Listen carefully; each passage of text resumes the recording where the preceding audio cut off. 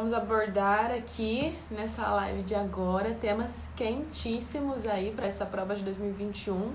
Também são apostas fortes das pessoas, né, de todo mundo para essa prova, que são estações psiquiátricas, né, estações sobre quadros psiquiátricos que são comuns na nossa rotina, né, são comuns na unidade básica, chegar um paciente com um surto psicótico, com uma ideação suicida, com um ataque de pânico, né, ou até com uma síndrome do pânico. Então, são quadros recorrentes, serão quadros recorrentes na nossa vida como médicos da UBS.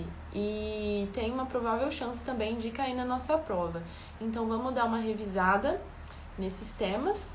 A gente vai revisar tanto o surto psicótico quanto o ataque de pânico, entender como funciona cada um e ver as principais diferenças entre eles, a forma de abordagem e enfim, né?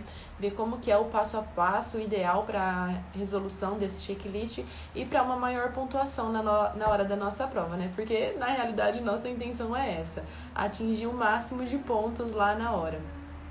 O 10 é muito difícil, né? Não sei se alguém já tirou 10 em alguma estação, mas quanto mais a gente tirar, melhor vai ser.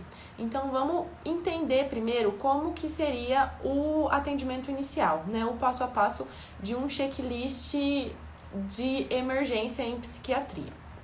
Então, o atendimento inicial, a gente primeiro tem que avaliar o grau da agitação daquele paciente. Tem aqueles pacientes que estão um pouco agitados, aqueles pacientes que estão com uma agitação moderada, né? Mas que a gente consegue ver que conversando a gente consegue controlar aquele paciente.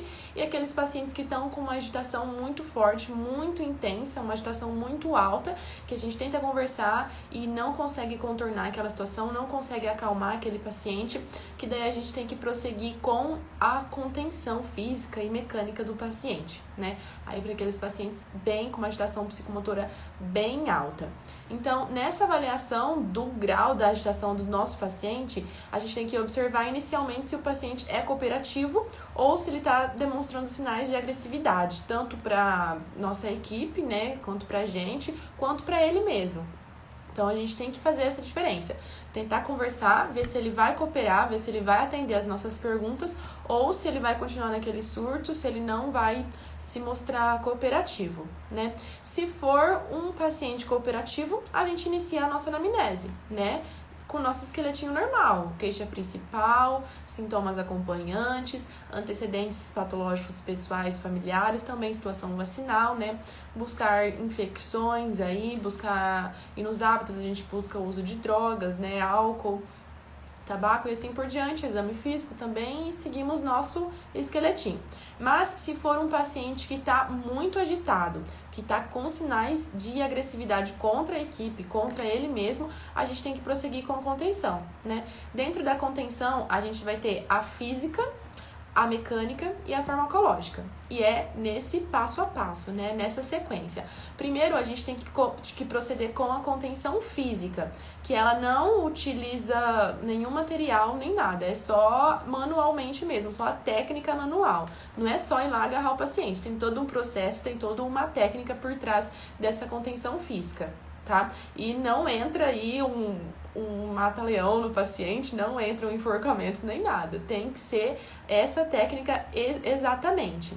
Pode talvez cair numa estação de psiquiatria um paciente com um surto psicótico e falar lá pra gente verbalizar a técnica de contenção física, mecânica e farmacológica em uma tarefa. Pode ser, né? Nunca se sabe. Então, vamos ver aqui como é que a gente faz essa contenção física. Ela deve ser realizada por mais de uma pessoa, certo? Pelos membros da equipe de assistência e, como eu falei, não tem equipamento médico, mas tem uma técnica manual, né? Tem que ser no mínimo 5 pessoas para a realização dessa técnica. E por que 5? Porque cada um vai em um membro do paciente. Um vai vir desse lado no braço, o outro vai vir desse lado, o outro vai vir em uma perna, o outro vai vir na outra perna e um pro tórax e a cabeça, tá? Sempre lembrando que tem que vir todos ao mesmo tempo e de lado. Não vir pela frente do paciente, porque ele pode bater, sei lá, se mostrar agressivo e nem vir por trás, né? Porque se vir por trás ele pode dar um coice, uma cabeçada, assim, enfim. Então, todos ao mesmo tempo, as 5 pessoas ao mesmo tempo e sempre vir pelo lado do paciente, tá? Nunca pela frente ou por trás. E não fazer chave de braço, não enforcar o paciente, não fazer torção de punho, não fazer nada assim. Usar a técnica, tá? Essa seria a contenção física. Em relação à contenção mecânica, a gente já vai ser na realidade, essa contenção mecânica já vai ser quando o paciente estiver no leito, lá, né? Todo mundo já fez a contenção física, colocou ele no leito. Aí a gente vai prosseguir com a contenção mecânica. A gente vai amarrar as extremidades dos pacientes, né? Os 4 membros, os 2 pés e os punhos, né? O tornozelo e os punhos. E o tórax com faixas macias também vai ser amarrado. Macia para evitar machucar o paciente, né? Evitar algum tipo de lesão. Sempre lembrando que o paciente que foi submetido a esse tipo de contenção, né, ele tem que ficar em avaliação constante, tem que ter alguém vigilando ele lá dia e noite, porque ele pode fugir, né, ele pode, enfim, fugir, sair correndo lá do hospital, se desamarrar, e a responsabilidade do paciente é sua, né, se o paciente sair correndo, fugir e morrer na rua, a responsabilidade é sua, que não fez direito à sua conduta naquele paciente, não conseguiu segurar aquele paciente no hospital. Então, ele tem que ficar em vigilância constante, tá? Assim seria a mecânica, com essas faixas, né, amarradas no paciente, com essa contenção tanto nos braços, no tórax e nos tornozelos, né, nos punhos e nos tornozelos, quer dizer. E aí a farmacológica, né, que é por último, aí quando o paciente já está contido, a gente dá um antipsicótico parenteral, como por exemplo um haloperidol intramuscular, também pode ser associado a uma prometazina ou um benzodiazepínico. Aí a gente vai avaliar cada um e ver a melhor medicação para cada paciente.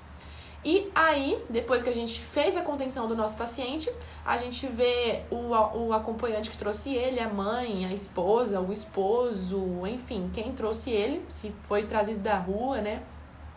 A gente vai coletar a anamnese a partir desse paciente, dessa pessoa que acompanhou, se o paciente não tiver cooperativo, né? Se ele tiver cooperativo, a gente vai a partir dele, mas, enfim. A gente também tem que saber, tem que ter na nossa mente que a gente vai coletar desse acompanhante, né? E aí a gente vai buscar encontrar o motivo da agitação desse paciente. Foi um ataque de pânico? Foi um surto psicótico, né? Ele tem antecedentes de doenças mentais, ele teve um trauma, um TCE recente, ele tem depressão, ele já teve tentativa de suicídio prévia, ele usa drogas, né? Ele usa álcool, enfim, tem que ir perguntando tudo isso, drogas injetáveis. Então, a gente vai coletar a anamnese certinho, seguindo o esqueletinho pra gente não se perder. Queixa principal, né, no caso seria buscar o motivo da agitação, se ele teve algum sintoma antes dessa agitação, se começou do nada, se ele já teve isso antes, se é a primeira vez que ele tá tendo. E a gente tem que incluir nessa história o início, a hora que iniciou esses sintomas, se ele usa algum medicamento, isso inclui o álcool e as drogas que eu já falei, e se tem alguém na família com os mesmos sintomas, tá? Então, a gente segue o nosso esqueletinho que não tem erro, né? Os 6 itens lá, que é o primeiro, a anamnese, queixa principal, sintomas acompanhantes, antecedentes patológicos pessoais familiares, se for mulheres, antecedentes gineco-obstétricos, situação vacinal, né? E os hábitos, beleza? Aí, no exame físico, igual também, a gente vai buscar alguma alteração orgânica, né? Se ele tá com hipertensão, taquicardia, se ele tá tendo febre, se ele tá tendo alteração das pupilas, né? Se ele tem sinais de drogas injetáveis, hematoma, equimoses, sinais de... como chama? Automutilação, né? A gente tem que buscar tudo isso. Aí, para os exames que a gente pode pedir, a gente vai avaliar, né? Se é necessário fazer a investigação de alguma causa orgânica, como pedir a glicemia, os eletrólitos, fazer o rastreio de algum quadro infeccioso do paciente, ver a função da tireoide, a função hepática, renal, fazer um exame de neuroimagem conforme a necessidade. Aí a gente vai também avaliar, em relação à nossa conduta, a necessidade de internação e avaliação psiquiatra, né? De um médico psiquiátrico antes de liberar esse paciente para casa, e também fazer o encaminhamento ambulatorial desse paciente, tanto para a UBS quanto para o CAPS, né? Avaliar a necessidade do NASF também. Sempre é bom a gente falar, né, do CAPS, do NASF, e encaminhar nosso paciente para eles. Ou também para um psiquiatra, né? Psicólogo. Na UPA, a gente não vai já prescrever um remédio para o paciente, mas a gente pode verbalizar que o paciente vai ter que usar provavelmente aqueles medicamentos.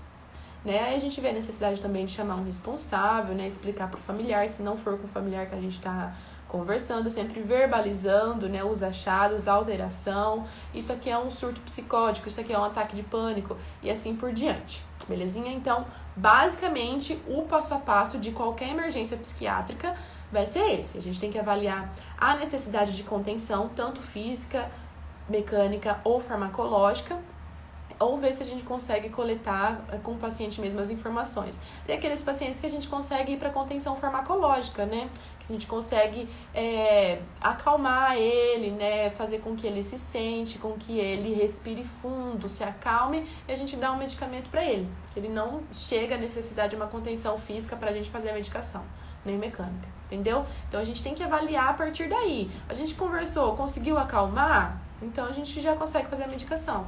A gente não conseguiu, então vamos prosseguir com a contenção. Então, falando aqui de um surto psicótico como exemplo aqui, como provável tema de cair nesse revalida. O nosso caso clínico seria um exemplo aqui de um homem de 25 anos levado pela esposa, a UPA, com um quadro de agitação psicomotora. Então, a esposa levou ele e ele tá lá muito agitado. Quando a gente fosse coletar a anamnese, né, perguntar para o paciente, a gente se apresenta, lógico, acolhimento. Você vai se apresentar, falar seu nome, qual o seu nome, idade, profissão e no que eu posso te ajudar. Aqui o paciente ia se apresentar já agressivo, gritando frases desconexas e pedindo para retirar o microfone implantado no seu pé. Então aí você já vê que ele está tendo delírios, que ele tá tendo algum tipo de surto psicótico mesmo, né? Chip implantado no pé, então ele tá lá com um surto psicótico realmente. Só daí você já consegue distinguir o tipo do surto do paciente. Como ele tá agressivo, agitado, você vai tentar conversar com ele. Se você vê que ele não tá tendo resposta, que ele não deixa você se aproximar, então você vai pra contenção. Aqui ele ia dizer que só confia na esposa, não deixa ninguém chegar perto dele, já tentou agredir o técnico de enfermagem, está com o pé cortado porque ele mesmo tentou tirar o chip lá, o microfone implantado no pé dele. Então, a gente não conseguiu estabelecer uma comunicação calma, né? Não conseguimos acalmar o paciente. A gente vai para contenção, que a gente já conversou agora há pouco, não vou repetir tudo de novo. A gente conteu o paciente, física, mecânica, farmacológica, a gente volta com a esposa coletar a anamnese do paciente, né? Aqui a esposa ia falar que ele não tem comorbidades, ia negar o uso de drogas, ia afirmar que está com um comportamento esquisito há aproximadamente 20 dias, quando começou a apresentar insônia, incluindo descuido com a aparência pessoal e de interesse súbito por astronomia. E há 3 dias apresentou o pior importante desse quadro.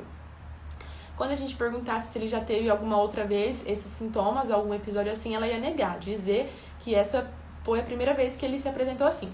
Então, aqui, né, a gente ia perguntar para ela sobre o início, a frequência, se já teve isso antes, aquilo que a gente já conversou também, e ela ia dizer isso. Seguindo o nosso fluxograma de atendimento, antecedentes patológicos pessoais familiares. Alguém na sua família tem algum tipo de doença mental, depressão, esquizofrenia, né? Algum transtorno, alguém tem esse tipo de transtorno psicótico, e também diabetes, hipertensão, né? Perguntar sobre essas outras doenças.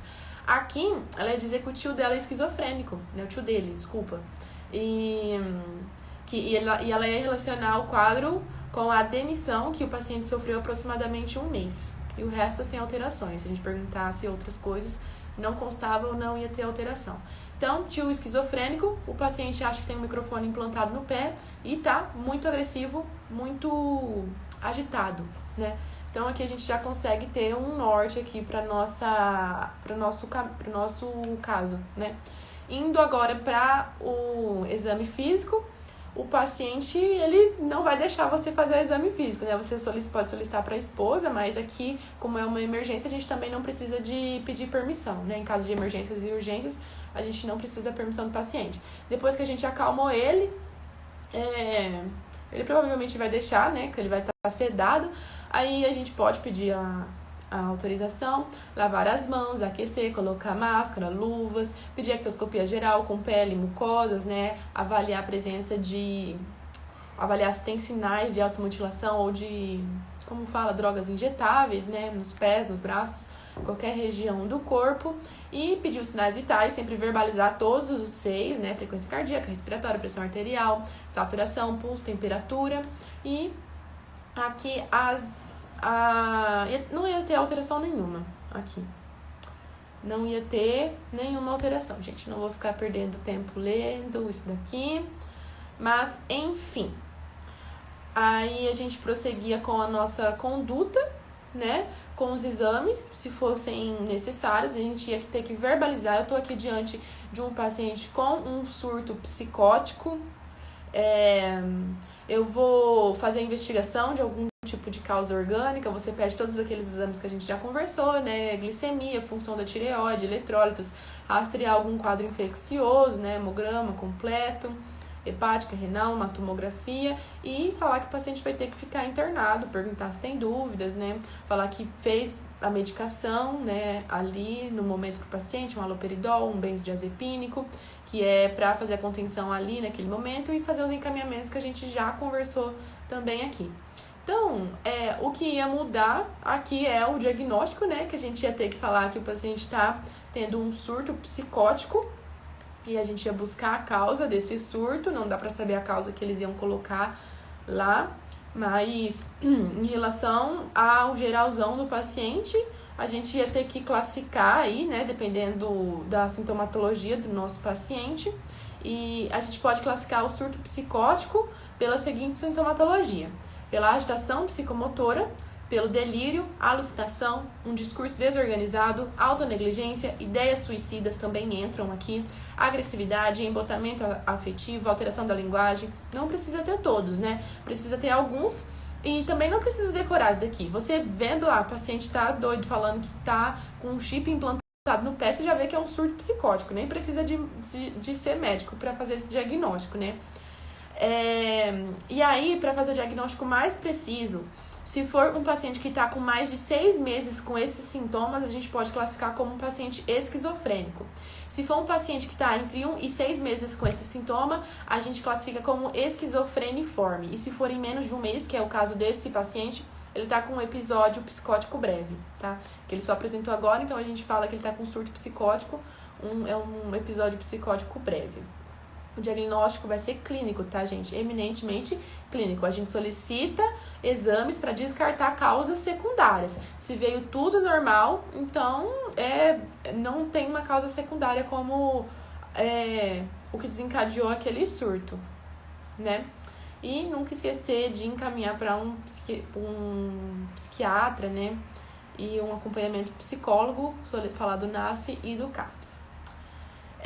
Um outro tipo de checklist que também entra nesse passo a passo aqui que a gente já comentou, então eu vou falar aqui nessa live pra gente não precisar fazer uma outra live sobre esse mesmo tema, sobre o ataque de pânico. Como poderia ser o início, né? Poderia ser um homem também de 25 anos, que também é levado pela esposa, com um quadro também de agitação psicomotora. Pode ser o mesmo enunciado, né? A gente tem que fazer a nossa anamnese e ver para onde essa estação vai nos guiar. Quando a gente faz o acolhimento, né, se apresenta, eu sou a doutora tal, qual é o seu nome, idade, profissão, vê se o paciente te responde, vê se ele é cooperativo e no que eu posso te ajudar.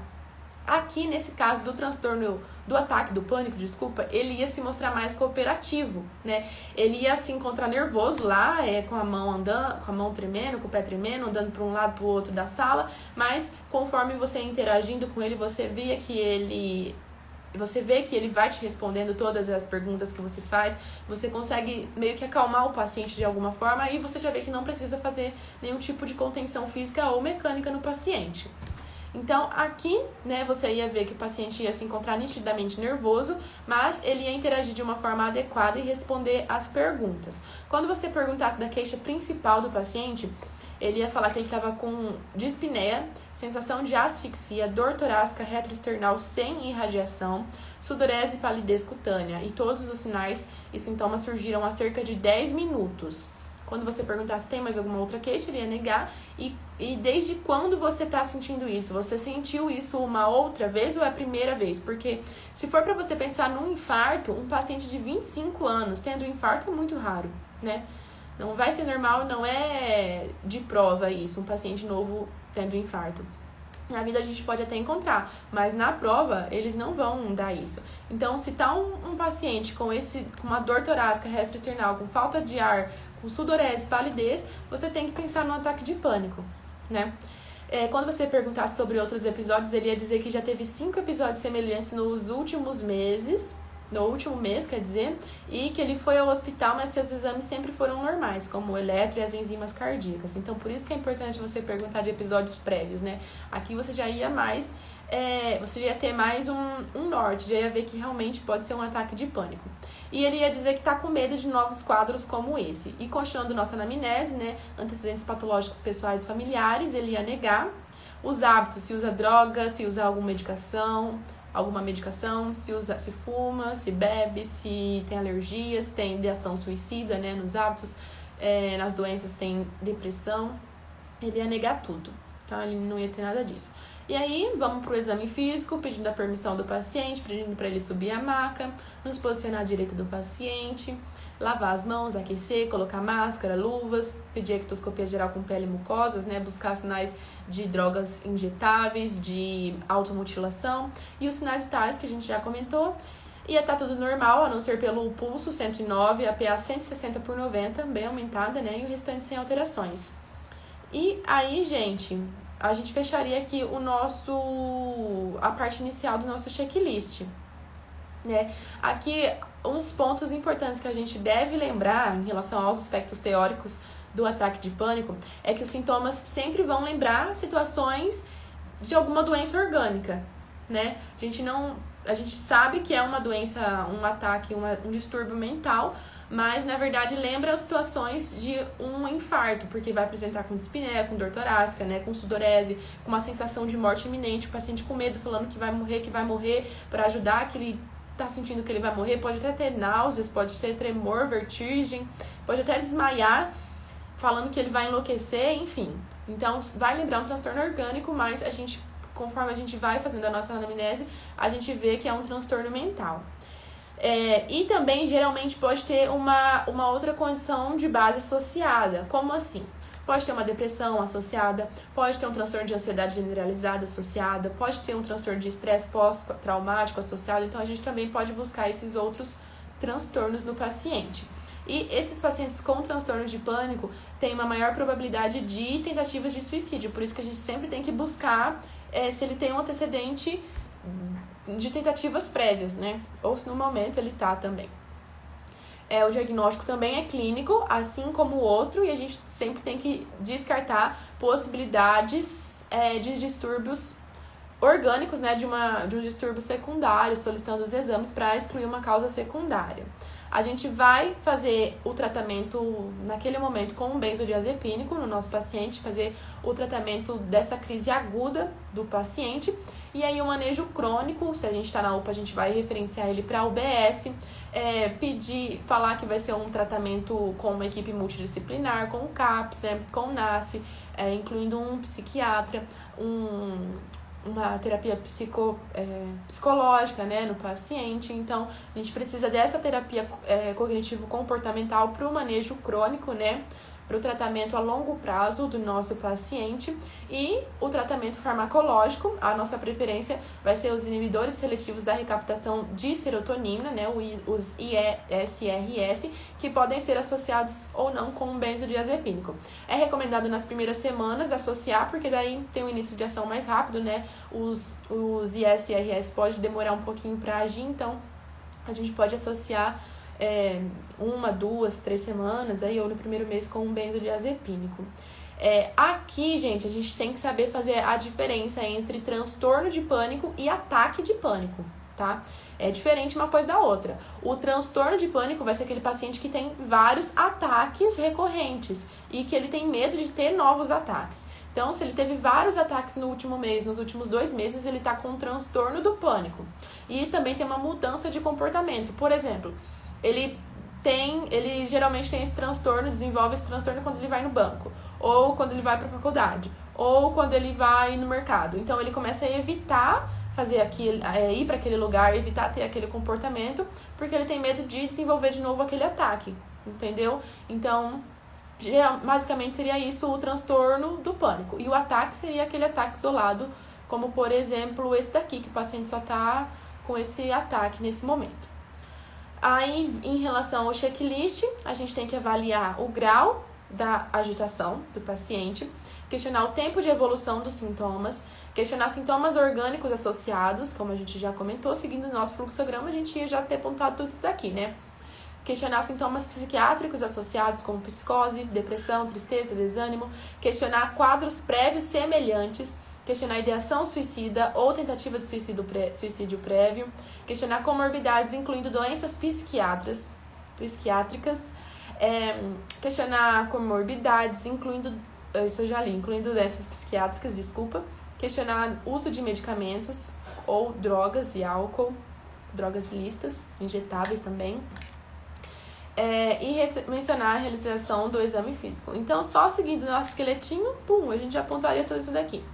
Indicar transtorno do pânico como diagnóstico. Verbalize o seu diagnóstico. Aqui, no caso, é um transtorno do pânico. Lá era um transtorno psicótico. Então, vocês conseguiram ver a diferença, né? Lá ele acha que tem um chip implantado. Pode ser no cérebro, pode ser no braço, pode ser no pé.